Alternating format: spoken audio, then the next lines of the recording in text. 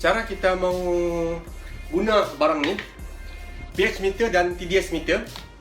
Pertama sekali kita kena ada baja AB. Ini penting Okey.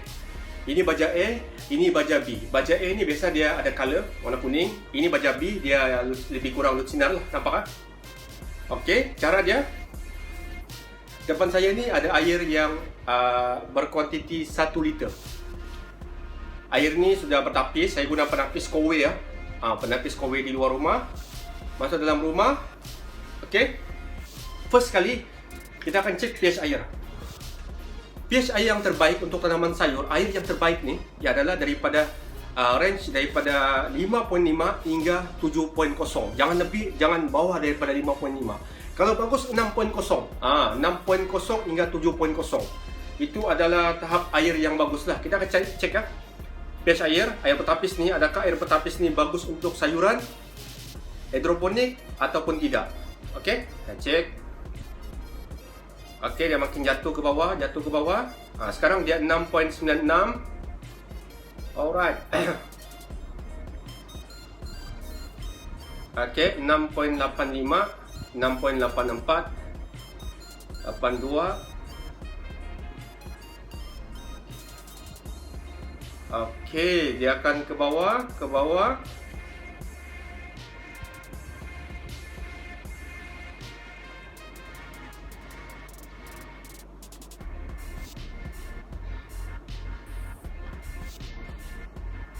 Okey, 6.86.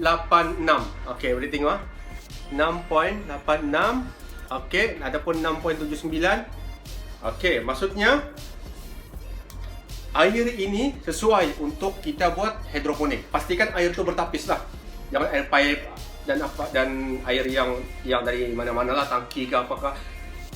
Paling bagus kalau kamu ada penapis daripada Kowe ke, Puko ke atau mana-mana penapis, masuk penapis air, dan air tu kamu ambil. Okey, dia akan mempercepatkan, akan membantu pembesaran sayuran-sayuran kamu apabila pH air kamu ni berada dalam skala 6.0 hingga 7.0. Ini antara range. Ini yang paling bagus. Bila air keadaan gitu, okey, kita teruskan dengan campuran baja. Bagi campuran baja, pertama sekali kamu kena ada ini. Siapa yang ada anak kan, yang ada selalu demam kan, biasa doktor bagi, ambillah ni, bawa pulang, dia simpan untuk kamu ukur kamu punya sukatan baja ni dalam air ni. Okey, untuk 1 liter air, okey, biasanya saya punya sayuran saya memerlukan dalam 20 liter air. Jadi 1 liter air saya cuma untuk permulaan saya akan ambil 1 ml. 1 ml atau 2 ml. Jadi kita cuba dalam 2 ml. Kita akan ambil dalam 2 ml. Boleh nampak 2 ml. Okey, ambil ya. Okey. Saya letak baja B dahulu. Okey, siap. Kacau dia. Kacau sampai dia sebati. Okey, selepas tu saya ambil lagi sebelah. Ini baja A.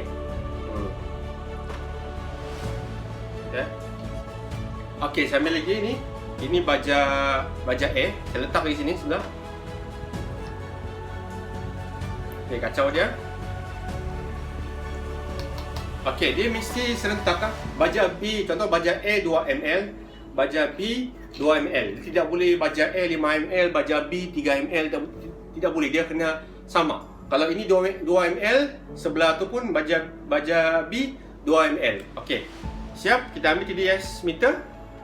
Boleh pilih antara ppm atau isi, tapi saya biasa guna ppm sebab saya ada jadual sayur itu.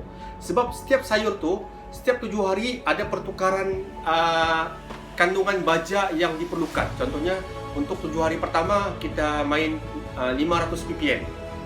7 hari yang berikutnya 700 ppm, 7 hari berikutnya 900 ppm, 7 hari berikutnya 1500 ppm sampailah tuai. Okey, ada yang sampai 2000 lagi saya main. Ikut berapa keperluan sayur tu. Okey, kita tengok berapa. Okey, ada 300, tak nampak saya sebutlah. 337 ppm dia.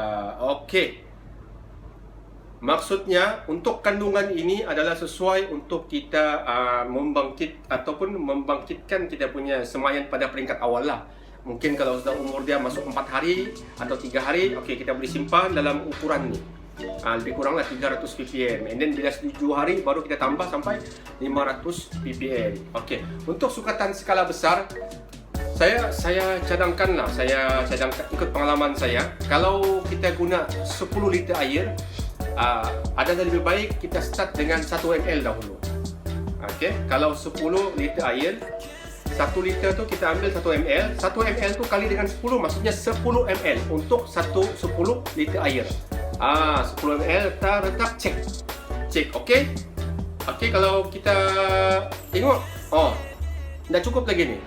Tambah lagi 1 liter lagi, tambah lagi 1 ml lagi, tambah lagi 1 ml sehingga kita dapat capai berapa kita punya kandungan baja untuk kita punya sayuran-sayuran yang kita mahu.